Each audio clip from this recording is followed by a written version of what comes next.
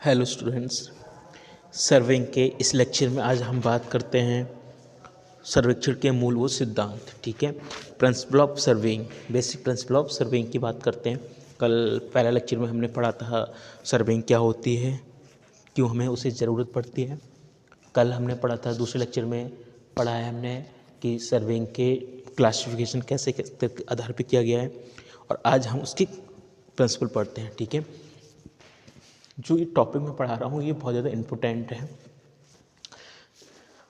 आपकी थ्योरी में भी कभी कभी ये पूछ लिया जाता है, और थ्योरी में नहीं पूछा जाता है तो ये आपके जो कॉम्पिटिटिव एग्जाम्स होते हैं उनमें तो पूछा ही जाता है। ठीक है, तो बेसिकली देखा जाए तो सर्वेइंग के दो बेसिक प्रिंसिपल हैं। ठीक, कौन कौन से हैं? पूर्ण से अंश की ओर कार्य करना। ठीक है, पूर्ण से अंश की ओर कार्य करना, इंग्लिश में कहते हैं to work from whole to part, to work from whole to part. ठीक, नेक्स्ट होता है नए बिंदु की स्थिति कम से कम दो संदर्भ बिंदुओं से निर्धारित करना। ठीक है, नए बिंदु की स्थिति कम से कम दो संदर्भ बिंदुओं की सहायता से निर्धारित करना। ठीक है, to locate new point by two reference point. ठीक है, तो अब इनको वन बाय वन अच्छे से डिस्कस करते हैं। पहला है पूर्ण से अंश की ओर कार्य करना। ठीक, पूर्ण से अंश की ओर कार्य करने का मतलब होता है कि आप पहले किसी प्रोजेक्ट की जो भी आप सर्वे वर्क करना चाह रहे हैं उसकी बाउंड्री पॉइंट को लोकेट करेंगे, आउटर लाइन को लोकेट करेंगे। उससे क्या होंगे, आप अंदर की ओर वर्क करते हुए चले आएंगे। ठीक है, जैसा कि आपको स्क्रीन पर दिख रहा होगा, उसमें एक क्या है, ABCDEF क्या है, एक आउटर लाइन है। ठीक, पहले हमने क्या किया, इनके आउटर पॉइंट को रेफरेंस कर लिया, आउटर पॉइंट पे उसके स्टेशन पॉइंट जो भी पॉइंट होते हैं उन्हें हमने लोकेट कर लिया कि जहाँ से हम अपने, और वो पॉइंट आपस में एक दूसरे को विजिबल हो, जहाँ से हम आसानी से अपने पूरे एरिया को कवर कर सकें। ठीक, उसके बाद हम धीरे धीरे जो एरिया होता है उसे छोटे छोटे ट्रायंगल में बांटते जाते हैं और अपना काम को कंप्लीट करते जाते हैं। ठीक है, स्क्रीन पे आपको दिख रहा होगा, थ्योरी में देखिए क्या लिखा है। इस सिद्धांत के अनुसार संपूर्ण सर्वेक्षण क्षेत्र को छोटी छोटी आकृतियों में बांट देते हैं। जैसा मैंने कहा कि संपूर्ण क्षेत्र को हम क्या करते हैं, पहले तो हम स्टेशन पॉइंट फाइंड आउट कर लेते हैं बिंदु पे। ठीक, उसके बाद हम छोटी छोटी आकृतियाँ त्रिभुजाकार आकृति बना लेते हैं। ठीक है, और जिस क्षेत्र का सर्वेक्षण करना होता है, प्रथम सर्वेक्षण क्षेत्र की सीमाओं पर आवश्यक संख्या में उच्च परिशुद्धता से नियंत्रण बिंदु विस्थापित, जो अभी आपको बताया था। पहले हम क्या करते हैं, स्टेशन पॉइंट फाइंड आउट करते हैं और फिर क्या करते हैं, इन बिंदुओं से छोटे छोटे क्षेत्र की ओर अपना सर्वे वर्क करना स्टार्ट करते हैं। छोटे इस क्षेत्र में बांटने से क्या होता है कि हमारी जो गलतियां होने की संभावनाएं होती हैं वो कम से कम हो जाती हैं, क्योंकि बड़े प्रोजेक्ट पे कोई भी अगर गलती होती है तो वो बहुत ज़्यादा इफेक्ट करेगी, लेकिन छोटे पार्ट पे कोई गलती होती है तो वो नेग्लिजिबल हो जाती है। ठीक है, तो इसलिए ये वाला पॉइंट बहुत ज़्यादा सबसे ज़्यादा पूछा जाता है कॉम्पिटिटिव एग्जाम में।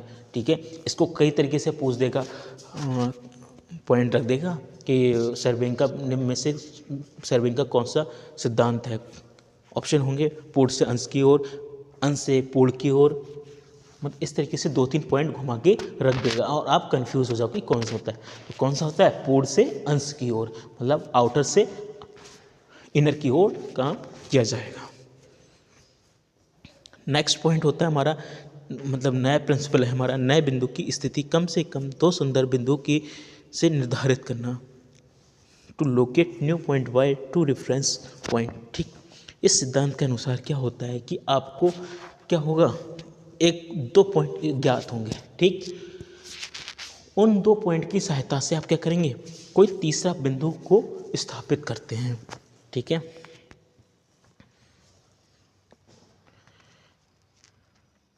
अब इसके लिए क्या है, तीसरे पॉइंट को निर्धारित करने के लिए ऐसा तो है नहीं कि वो लिया उसको, अब उसके लिए आपको क्या, उनसे दूरी ज्ञात होनी चाहिए, उन दोनों के बीच की जो बिंदु ज्ञात हैं उनके बीच की दूरी ज्ञात होनी चाहिए, या फिर उनके बीच के कोण ज्ञात होने चाहिए, या कोण या दूरी दोनों ज्ञात होनी चाहिए, तब जाके आप तीसरा पॉइंट ज्ञात कर पाएंगे। ठीक है, तो इसके लिए देखिए आपको स्क्रीन पे कई सारे डायग्राम दिख रहे होंगे। ठीक है, जैसे कि मैं पहले वाले डायग्राम की बात करूं, ठीक है, जैसे ये वाला पॉइंट है, इसमें क्या किया गया है कि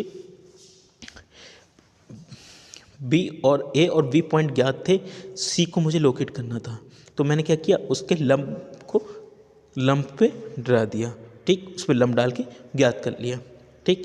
ऐसे ही क्या है, डायग्राम भी देखिए, मैंने क्या किया, उन तीनों के बीच की दूरियां नापकर और तीसरे बिंदु को स्थापित कर लिया, ठीक। ए और बी मुझे ज्ञात थे, उनके बीच की दूरी याद थी, तो मैंने बी से सी की दूरी नाप ली और सी से ए की दूरी नाप के उन्हें ज्ञात कर लिया, ठीक।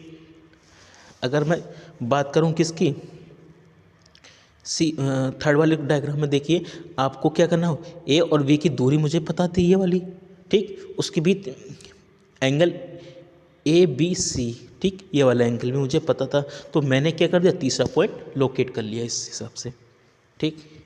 इसी तरीके से क्या हो जाएगा, आप फोर्थ वाले डायग्राम में आएंगे, उसमें भी क्या है, ए और बी की दूरी तो आपको पता थी ये वाली, उसके बाद देखिए एंगल थीटा वाला भी आपको पता था, और ए बी और बी सी और ए सी, ये वाली दूरियां भी आपको पता थी, ठीक। इसी तरीके से उसमें आ गया, उसमें दूसरा एंगल आ गया।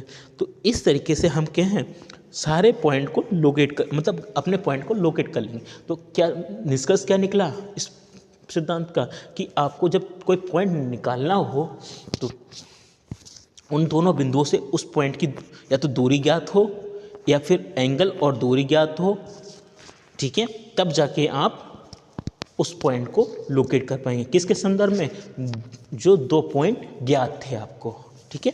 इस तरीके से आप ये अपना पॉइंट कवर करते हैं। तो ये थे आपके सर्वेइंग के बेसिक प्रिंसिपल, तो जो इम्पोर्टेंट कहलाते हैं, ठीक है।